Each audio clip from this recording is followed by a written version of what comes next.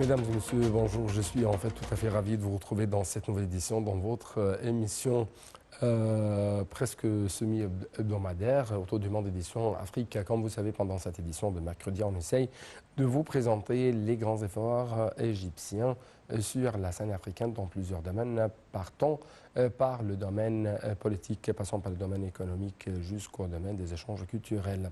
Aujourd'hui, chers téléspectateurs, bien sûr, dans la deuxième partie de cette édition, nous allons jeter plus de lumière sur le soutien arabo-africain au niveau parlementaire à la cause palestinienne face aux violations commises par l'occupation israélienne.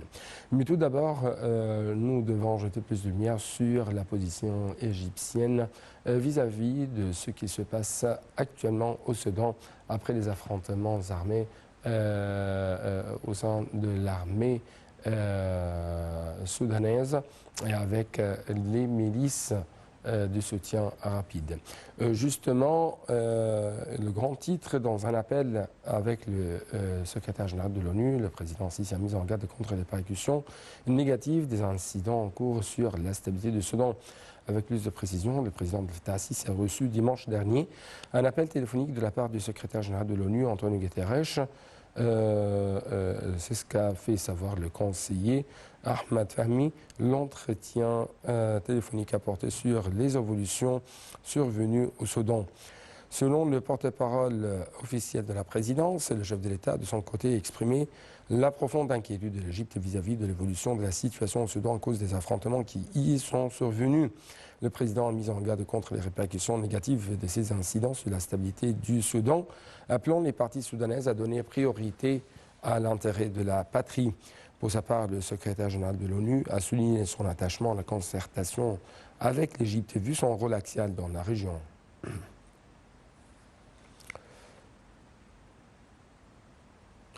En fait, des efforts intensifs de la part de la diplomatie égyptienne pour résoudre la crise soudanaise.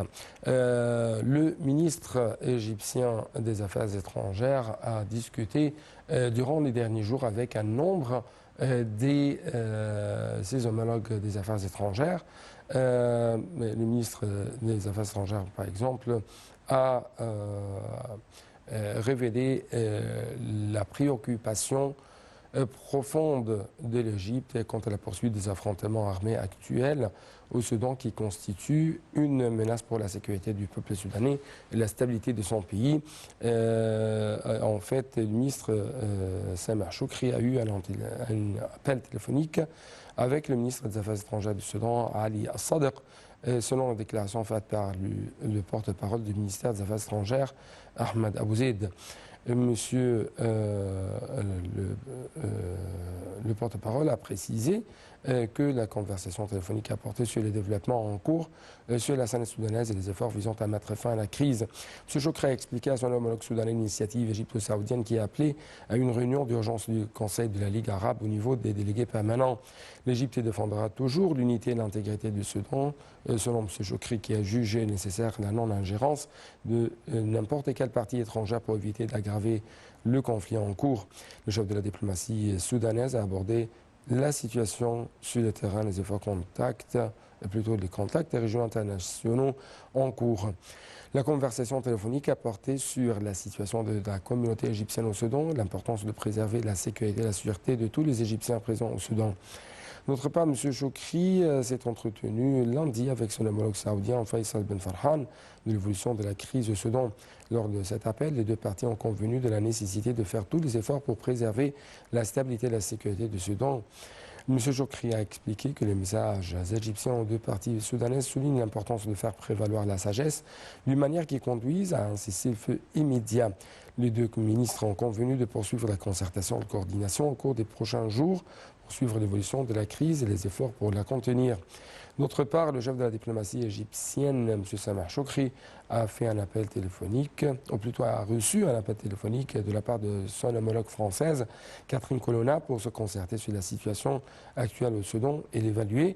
La chef de la diplomatie française a exprimé lors de la conversation la profonde inquiétude de son pays envers des affrontements militaires en cours au Soudan qui ont un impact exacerbé sur les vies et la sûreté des citoyens.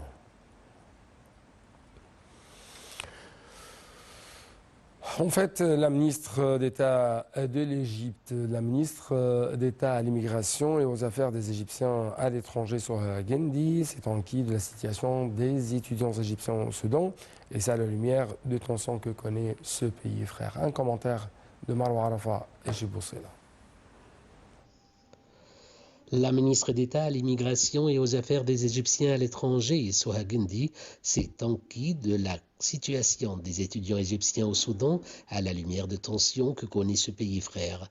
Ceci intervient dans le cadre du suivi continu 24 heures sur 24 par le ministère de l'immigration de la situation de la communauté égyptienne au Soudan. Madame Gendi s'exprimait lors de sa rencontre virtuelle tenue par visioconférence avec 100 étudiants égyptiens au Soudan et nombre de parents pour les écouter. Elle a noté la coordination continue avec le ministère égyptien des Affaires étrangères, l'ambassade égyptienne et le consulat au Soudan et la communication avec les représentants du centre du ministère pour le dialogue des jeunes égyptiens à l'étranger et des symboles de la communauté pour garantir la sûreté de la communauté égyptienne, en particulier les étudiants égyptiens avec l'approche des examens. En fait, le Parlement arabe et le Parlement panafricain ont convenu de prendre des mesures conjointes afin de mobiliser le soutien international à la cause palestinienne et dénoncer les violations commises par Israël. Ceci est intervenu lors d'une réunion entre le président du Parlement arabe Adel Ben Abdelrahman Al-Assoumi avec le président du Parlement africain Fortune Charombira. Un commentaire après ça, c'est le temps des analyses.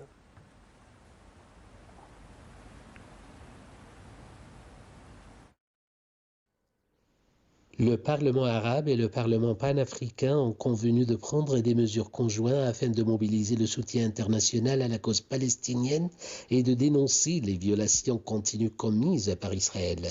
Ceci est intervenu lors d'une réunion via l'application Zoom entre le président du Parlement arabe, Adel Ben Abdelrahman Al-Assoumi, avec le président du Parlement panafricain, Fortune Charombira.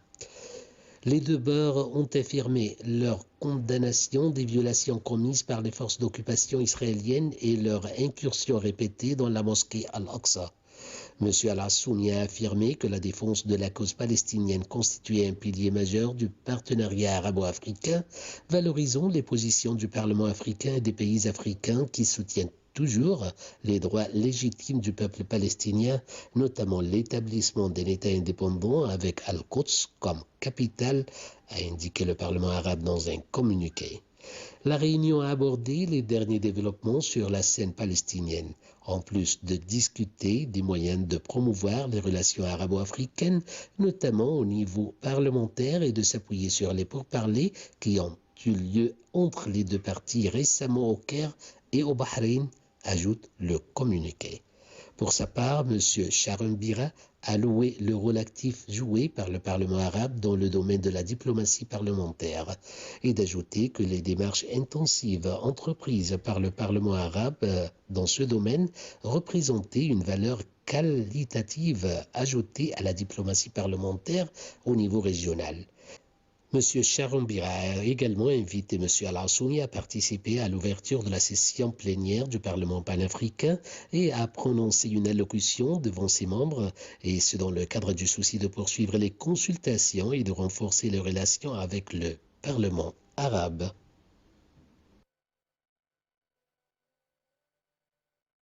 En fait, dans ce temps actuel très dur et très violent que traversent les Palestiniens à cause de ces violations continuelles commises par les occupants israéliens, il y a toujours ce qu'on appelle un soutien arabo-africain. Donc, pour avoir plus d'informations, plus d'éclaircissements, nous avons actuellement en ligne de la TV internationale Madame Farida Choubechi, la grande journaliste et parlementaire égyptienne. Madame Farida Choubechi, bonjour, vous êtes toujours la bienvenue sur la TV internationale. Merci, bonjour à vous et à tous vos téléspectateurs et bonne fête à tout le monde. Merci beaucoup et bonne fête à vous également. Donc, ma question porte sur comment vous estimez l'importance de la coopération parlementaire arabo-africaine pour mobiliser le soutien international à la cause palestinienne pour dénoncer quand même les violations continues commises par l'occupation israélienne contre les Palestiniens et la mosquée d'Al-Aqsa. Moi, je pense que c'était un pas très nécessaire et c'est venu même un peu en retard parce que les Palestiniens endurent depuis des décennies. Pardon. Ouais, ça va. Et puis, ils sont toujours, chaque jour, ils sont soumis à une répression sans égale dans le monde entier, d'un pays qui est soutenu par l'Occident et qui est, comment dire, gâté, on peut dire. Et là, il faut que les Palestiniens, au moins, soient traités comme des êtres humains. Ouais. Et là, c'est une prise de conscience arabo-africaine qu'il faut agir. Il ne faut pas seulement compatir avec les Palestiniens, mais il faut agir et essayer de mobiliser l'opinion internationale contre les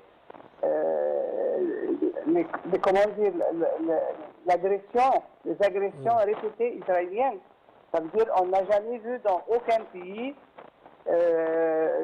une autorité qui fait sortir les fidèles d'une église ou d'une mosquée. Alors que là, la mosquée d'Al-Aqsa, ce n'est pas seulement palestinien, c'est arabe et c'est musulman. Et même c'est humain pour le monde entier. Parce que ça, c'est la liberté de religion. Oui, oui. Monsieur Al-Assoumi, le président du Parlement arabe, a confirmé que la défense de la cause palestinienne constituait toujours un pilier majeur du partenariat arabo-africain. Il a de même valorisé les positions du Parlement africain, des pays africains qui soutiennent toujours les droits légitimes du peuple palestinien, notamment l'établissement d'un État indépendant avec Jérusalem-Est comme capitale.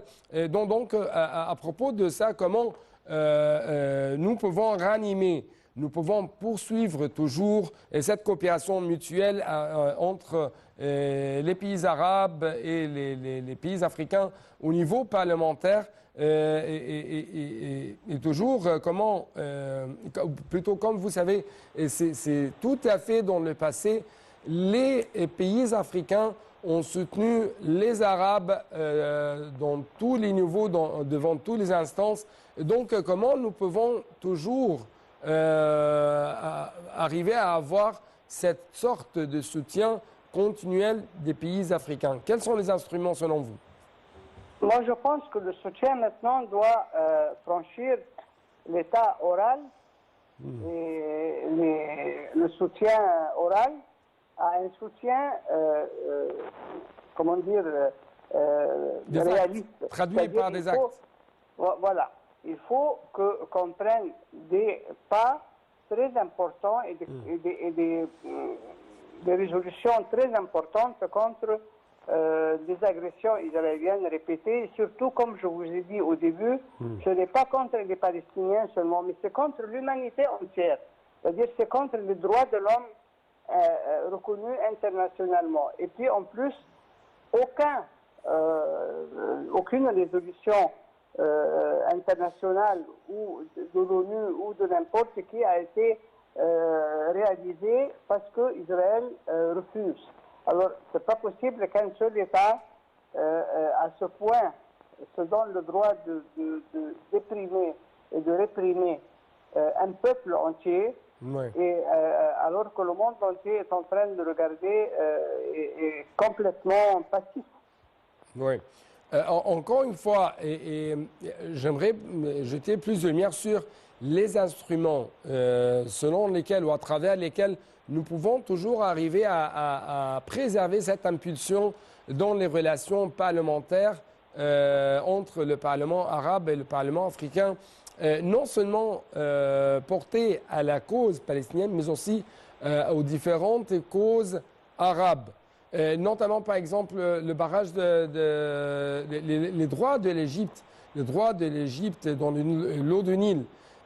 comme d'autres questions arabes à côté de la cause palestinienne, par exemple la cause syrienne, la stabilité du monde arabo-africain en général.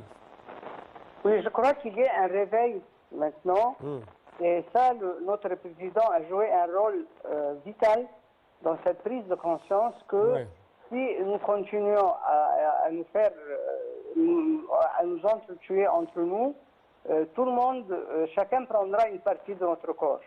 Mais là, il faut bien qu'on réalise notre unité va nous donner une force importante pour arrêter toutes les agressions contre nos droits, contre nos pays, contre nos peuples. Et c'est ça qui dure depuis presque une vingtaine d'années maintenant d'une façon jamais vue avant ça. Alors là, je crois que c'est une prise de conscience très importante et je suis sûr que l'Union arabo-africaine prochaine sera, sera un exemple qui va faire réfléchir les agresseurs. Oui. Madame Farida Choubechi, notre grande journaliste et parlementaire égyptienne, arabe, africaine, merci beaucoup pour de tels éclaircissements de votre part. Merci. Donc, chers téléspectateurs, il ne me reste que ce dernier reportage qui va jeter de lumière sur la ministre de la Coopération internationale, Rani Al-Mashat, et ses déclarations en ce qui concerne comment nous pouvons, au niveau international, réactiver les fonds consacrés aux pays endommagés à cause de ce changement climatique. La ministre de la Coopération internationale et gouverneur de l'Égypte auprès du groupe de la Banque mondiale, Rani Al-Mashat, a déclaré que les pays en développement, notamment en Afrique, contribuaient au pourcentage le plus faible d'émissions nocives, mais ils sont plus vulnérables aux effets du changement climatique. Madame Al-Mashat a fait cette allocution au nom des gouverneurs des pays africains du groupe de la Banque mondiale lors de la rencontre africaine entre les membres du groupe consultatif africain et le président du groupe de la Banque mondiale, David Malpass, dans le cadre des activités des réunions de printemps de la Banque mondiale et du Fonds monétaire international 2023 tenues dans la capitale américaine Washington. Selon un communiqué du ministère, Mme Al-Mashat a ajouté que l'Égypte a travaillé pendant sa présidence de la conférence sur le climat COP27 pour faire avancer ce dossier en parvenant à un accord sur la création d'un fonds pour les pertes et les dommages afin de parvenir à la justice climatique, appelant la Banque mondiale à renforcer l'appel à activer ce fonds en temps opportun et à fournir des rapports